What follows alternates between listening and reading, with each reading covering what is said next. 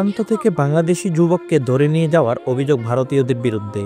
ফেনী সীমান্তের নোম্যান্সল্যান্ড এলাকা থেকে বাংলাদেশি এক যুবককে ভারতীয়রা ধরে নিয়ে গেছে বলে অভিযোগ উঠেছে।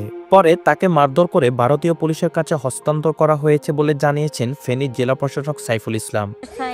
সরকারের কাছে একটাই অনুরোধ, একটাই দাবি জানাই, আমার ছেলে আমার বুকে চাই, আমার ছেলে আমাদের ফিরত দেন, আমায় ফিরত চাই। আমার দুই সন্তান, 4 মেয়ে, আমি আল্লাহ তুমি বুঝে লইছি। আমার ছেলে রে, আমার ছেলে রে, আমার ইয়াসিনে রে। বুধবার 4 ডিসেম্বর ভোরে পরশুরাম উপজেলার বাওরপাথর এলাকার বাংলাদেশ ভারত সীমান্তে এমন ঘটনা ঘটে। অপহৃত ওই যুবকের নাম ইয়াসিন। তিনি পৌর এলাকার বাওরখুমা গ্রামের মিজান মিয়ার ছেলে। আহত মোহাম্মদ ইয়াসিন ভারতের একটি হাসপাতালে পুলিশ পাহারায় চিকিৎসাধীন রয়েছেন। স্থানীয়রা জানায়, বুধবার 5:30টার দিকে ইয়াসিন বিলোনিয়ার ভারত সীমান্ত সংলগ্ন কাঁটাতারের পাশে গেলে ভারতীয় সীমান্তরক্ষী বাহিনী BSF তাকে ধরে নিয়ে যায়। এ সময় তাকে ব্যাপক মারধর করে মাথায় গুরুতর জখম করে। পরে BSF আহত ইয়াসিনকে বিলোনিয়া পুলিশের কাছে সোপর্দ করলে পুলিশ প্রথমে বিলোনিয়া হাসপাতালে ভর্তি করে। তার অবস্থা আশঙ্কাজনক হওয়ায় বিলোনিয়ার পুলিশ শান্তিনগর সরকারি হাসপাতালে ভর্তি করে। বর্তমানে সেখানে চিকিৎসাধীন রয়েছেন তিনি। তারা আরও বলেন, 2022 সালের 13 নভেম্বর পরশুরামের বাঁশপদুয়া সীমান্তের নোম্যান্সল্যান্ড ভারতীয় BSF এর গুলিতে প্রাণ হারান বাংলাদেশি কৃষক মিসবাউর। পরে ভারতীয় সীমান্তরক্ষীরা তার লাশ নিয়ে যায়। তার মৃতদেহ পরশুরামের বিলোনিয়া স্থলবন্দর দিয়ে 17 দিন পর ফেরত দেয়া হয়। এবার ইয়াসিনের ভাগ্যে এমন কিছু ঘটবে কিনা তা নিয়ে সংশয় দেখা দিয়েছে।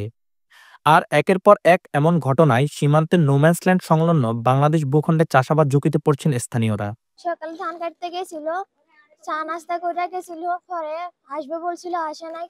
একটা বাচ্চা ছোট আর একটা বাচ্চা পেটে, ও আর আসে নাই। আমরা শুনতেছি ওনাকে BSF আসি বাংলাদেশ থেকে নিয়ে গেছে। এতটুকু আমরা ওকে আনার ব্যবস্থা করেন, যত তাড়াতাড়ি সম্ভব ওকে আনার ব্যবস্থা। এটা আপনাদের কাছে অনুরোধ, সরকারের কাছে এটাই অনুরোধ, ওকে যত তাড়াতাড়ি সম্ভব এখানে আনার ব্যবস্থা করেন। আজকে সকালে যে আমরা বাড়ি থেকে একটা নিউজ শুনলাম যে ইয়াসিন আমাদের যে পার্শ্ববর্তী বাড়ির, ওকে সকালবেলা এখানে যে ধানের জমি আছে, যে জমিনে ধান নিয়ে আসতে গেছিল, তো BSF ডাকি নিয়ে ওকে কি কথাবার্তা বলবে এই কথা বলে ওকে ডাকিয়ে নিয়ে গেছে। নিয়ে যাওয়ার পর ওরা যে তার কাটা ফাঁক করে এখানে আসার যে রাস্তাগুলো রাখছে, ওখান দিয়ে ওর ভিতরে নিয়ে যায় টানা হেঁচড়া করে, এবং ওইখানে নিয়ে তাকে বিভিন্ন ধরনের নির্যাতন করে ওইখানে ফেলে দিয়ে যায়। পরে ওইখানে যে BGB আছে, BGB গিয়ে যে স্থানীয় যে লোকজন আছে ওদেরকে জানায়। তো আমরা এরপর জানতে পারি যে ওকে এখান থেকে ধরে নিয়ে বিভিন্ন ধরনের নির্যাতন করে ওইখানে ফেলে দেওয়া হয়েছে। এবং সে যে ধানের জমি এখানে চাষ করতে গেছে, এই যে ধানগুলা নিয়ে আসতে গেছে, এর আগেও আমাদের এক ছোট ছোট বিভিন্ন ছেলেদেরকে, অন্তর নামে একজনকে নিয়ে গিয়ে তারা বিভিন্ন ধরনের নির্যাতন করেছে। এর আগেও রাসেল আরো অনেকজনকে তারা ধরে নিয়ে গেছে এই জমি থেকে।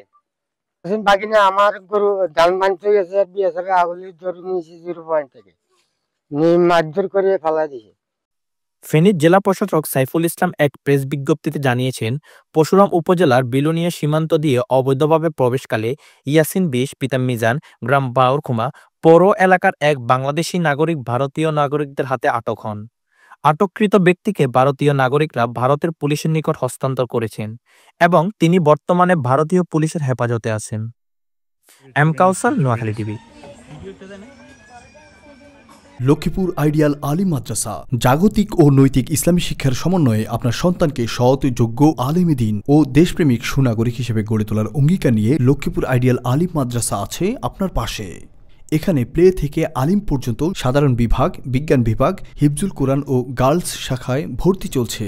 এখানে রয়েছে উন্নত যোগাযোগ ব্যবস্থা এবং রুচিশীল ও শিক্ষাবান্ধব পরিবেশ, আবাসিক অনাবাসিক ডে কেয়ার ব্যবস্থা। লক্ষ্মীপুর আইডিয়াল আলিম মাদ্রাসা, কোর্ট বিল্ডিং সংলগ্ন, জমুল স্টেশন, সদর, লক্ষ্মীপুর। নোয়াখালী টিভি, বৃহত্তর নোয়াখালীর প্রতিচ্ছবি।